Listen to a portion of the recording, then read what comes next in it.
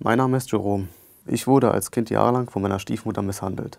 Sie hat mir die Zähne ausgeschlagen, den Arm gebrochen und mich systematisch ausgehungert. Mit 17 gelang mir schließlich die Flucht.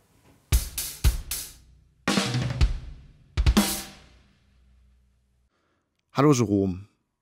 Somebody möchte von dir wissen, wie hat das alles angefangen? Ja, am Anfang waren wir eine glückliche Familie. Meine Schwester, ich, mein Vater und meine Mutter. Und eines Tages meine Mutter an Leukämie erkrankt. Zu dem Zeitpunkt konnte sich unser Vater nicht um uns kümmern und wir kamen in Pflegefamilien, getrennt voneinander, meine Schwester und ich. Während meine Mutter im Sterbebett lag, im Krankenhaus, hat mein Vater eine neue Frau kennengelernt, meine Stiefmutter. Und nachdem meine leibliche Mutter dann gestorben ist, hat mein Vater mich und meine Schwester aus den Pflegefamilien, wo es uns gut ging, nochmal zu sich genommen und seiner neuen Frau. Ab dem Moment kann ich mich daran erinnern, dass es uns nur noch schlecht ging. Tiffany fragt sich, was hat sie dir angetan? Grundsätzlich hat sie mich geschlagen, auf die Ohren, ins Gesicht, am ganzen Körper. Sie hat auf mich eingetreten. Sie hat mich verbrannt an diversen Körperstellen. Sie hat mir Knochen gebrochen im frühen Kindesalter schon.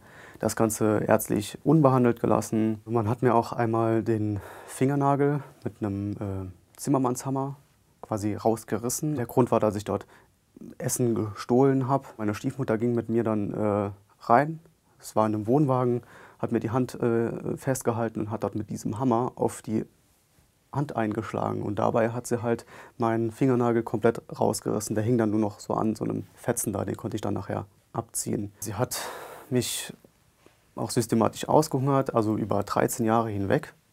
Ich hatte mit 17 noch 39 Kilo und eine starke Wachstumsverzögerung aufgrund der Mangelernährung. Benjo fragt sich, hast du realisiert, dass das nicht normal ist? Anfangs kannte ich ja nichts anderes außer das. Als ich dann älter wurde, habe ich dann natürlich realisiert, dass es eine andere Welt da draußen gibt und das, was wir dort machen in der Familie, was dort passiert, dass das überhaupt nicht normal ist. Ding Ding fragt sich, wieso hast du dich nicht gewehrt? Wenn man als kleines Kind so aufwächst, von klein auf, und nichts anderes kennt als das, dann traut man sich nicht zu wehren. Allein schon wegen der Strafe, die dann daraufhin folgte. Und wenn man so psychisch auch unter Druck steht, dann wehrt man sich da nicht. Vor allem, wenn man in einer solchen körperlichen Verfassung ist, wie ich sie war. Ich war ausgehungert, ich hatte nicht die Kraft, mich zu wehren. Hast du mal daran gedacht, sie umzubringen? Nein. Sui61 möchte von dir wissen, was ist deine Stiefmutter für ein Mensch?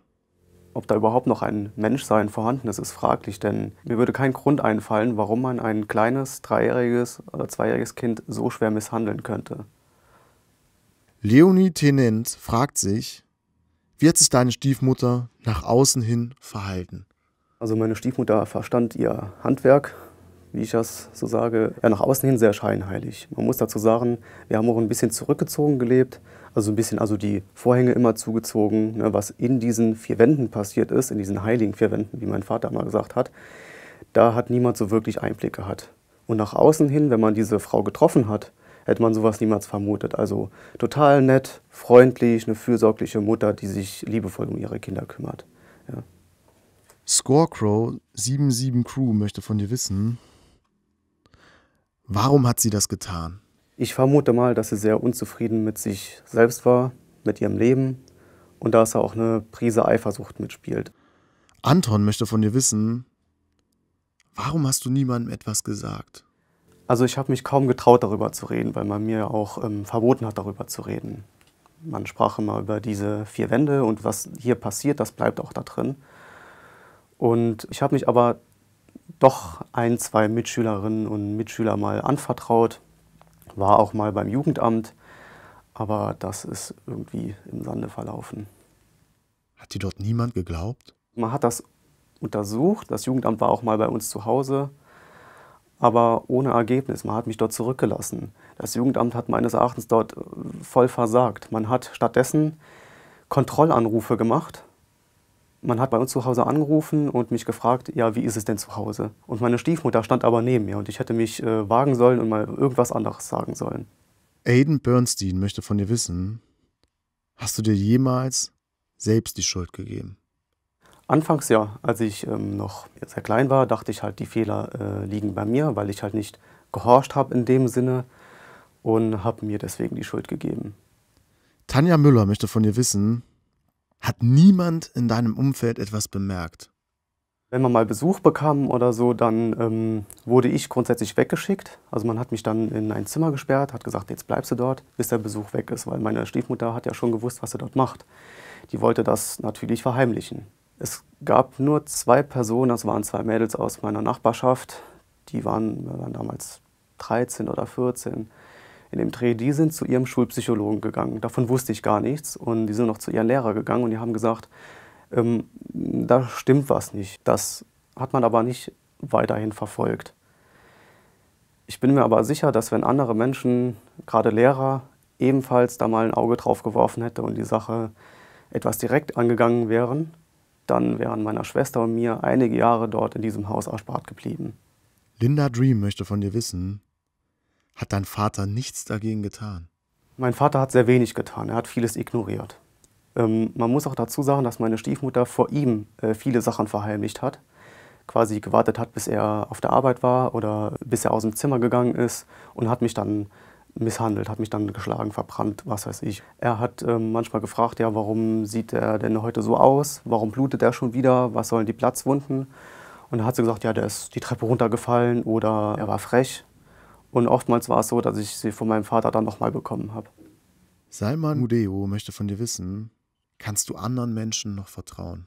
Ich habe nicht mal eine Handvoll Freunde, aber es sind gute Freunde. Und es gab Menschen in meinem Leben, die für mich mehr da waren als mein Vater in all seinen Jahren.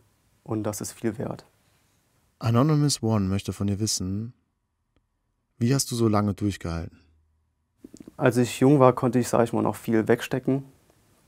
Und je älter ich wurde, desto schlimmer wurden eigentlich die Schmerzen, die Schläge, die Demütigung.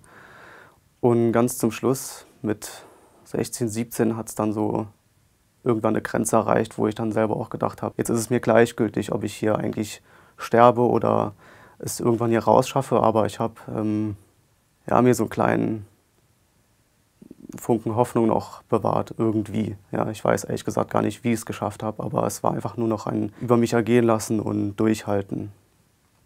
Laurenz Kehl fragt sich, wie konntest du flüchten? Man muss dazu sagen, ich wurde eingesperrt, nachts in ein Zimmer. Man hat einen Besenstiel abgesägt und diesen Besenstiel von außen unter die Türklinke gestellt, sodass ich da nicht raus konnte. Die einzige Möglichkeit war es, durch ein Fenster zu flüchten, das aber im 2. Stock war. Gott sei Dank war ich so dünn und so leicht, dass ich es schaffen konnte, durch dieses Fenster zu flüchten und mich auf einen kleinen Dachvorsprung an der Seite vom Haus entlang zu hangeln. Ich konnte dann über das Dach spektakulär nochmal hinten runter, hinterm Haus, war auf einem Wellblechdach, das normalerweise eingestürzt wäre. Aber ich war so leicht, dass ich dort einfach drüber gehen konnte und dann bin ich in einer Nacht einfach abgehauen und habe von da aus dann mich zum nächsten Ort aufgemacht und dort einige Tage auf der Straße gelebt. Dann habe ich zufällig einen ehemaligen Schulkollegen getroffen, der hat mich dann zu Hause aufgenommen in seiner Familie für 1, 2 Tage. Und in dieser Zeit, muss man sagen, habe ich das erste Mal ein Stück weit Normalität erlebt. Ich hatte sowas wie eine Zahnbürste oder saubere Kleidung. Ich durfte mich überhaupt mal waschen. Ich hatte ein Bett. Ja, das waren alles Dinge, die ich nie hatte. Und dafür bin ich auch unglaublich dankbar, dass er mich da aufgenommen hat und die Familie sich um mich gekümmert hat. Peter möchte wissen, hast du deine Mutter angezeigt? Ich bin erstmal ins Heim gekommen und da musste ich erstmal so eine Art Crashkurs vom Leben nehmen. Also ich wusste ja gar nichts. Ja. Ich war ja jahrelang in dieser Blase, wenn man so sagen kann, unter diesem psychischen Druck. Nach einigen Gesprächen mit den Erzieherinnen und Erziehern, die sich dort um mich gekümmert haben, habe ich mich dann irgendwann dazu entschlossen, doch eine Anzeige zu erstatten. Hatte die Polizei geglaubt? Ja. Ich hatte so viel zu erzählen, dass man das auch per Videokonferenz aufnehmen musste. Das Ganze hat natürlich zahlreiche Untersuchungen mit sich geführt. Gerichtsmedizinische Gutachten, da war ich zwei Tage da haben mich komplett durchgecheckt. Aussagepsychologische Gutachten hat man über mich erstellt, und das Ganze ging über mehrere Jahre, dass man den Fall erstmal untersucht hat, bevor man überhaupt eine Verhandlung eröffnet hat. Vigetto Ochita möchte von dir wissen, ist deine Stiefmutter im Gefängnis?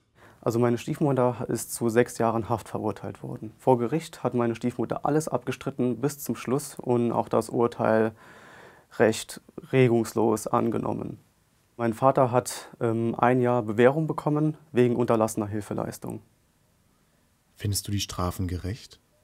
Viele Leute haben gesagt, ja, 13 Jahre Misshandlung und nur 6 Jahre Gefängnis. Und mir ist das eigentlich relativ egal, sondern mir ging es eher um Genugtuung. Mir war wichtig, dass diese Menschen mit dieser Tat nicht damit durchkommen. Querz Nummer 1 möchte von dir wissen, hat sie sich bei dir entschuldigt? Nie. Eine Entschuldigung, denke ich, wäre auch ein Eingeständnis und so wie ich diese Person einschätze, würde sie das niemals machen. De Wolf fragt sich, wieso bist du nicht früher geflohen? Es gab mehrere Versuche abzuhauen und erst bei dem allerletzten hat es dann funktioniert. Danny aka Payne fragt sich, hast du deine Stiefmutter je wieder gesehen? Nein, seit dem letzten Tag vor Gericht nicht mehr. Und dein Vater?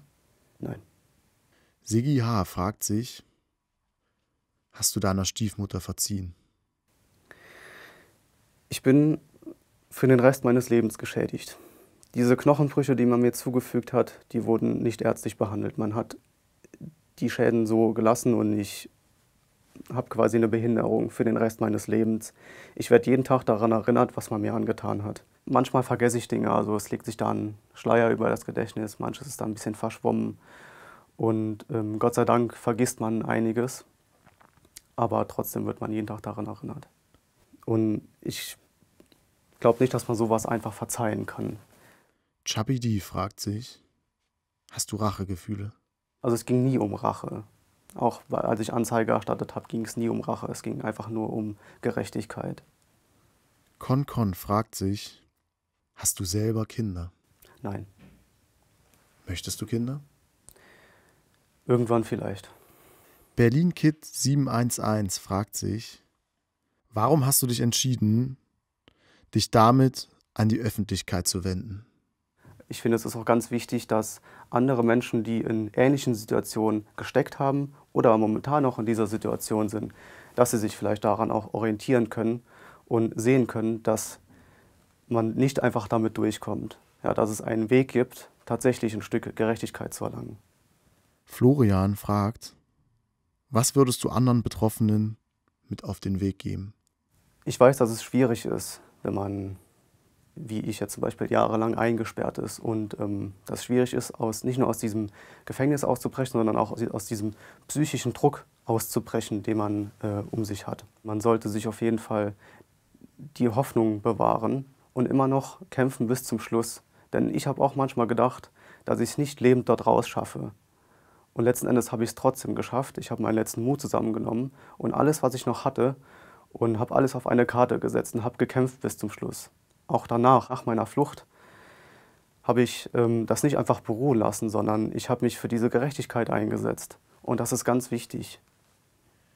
Detra interessiert, wenn du könntest, was würdest du deiner Stiefmutter gern sagen?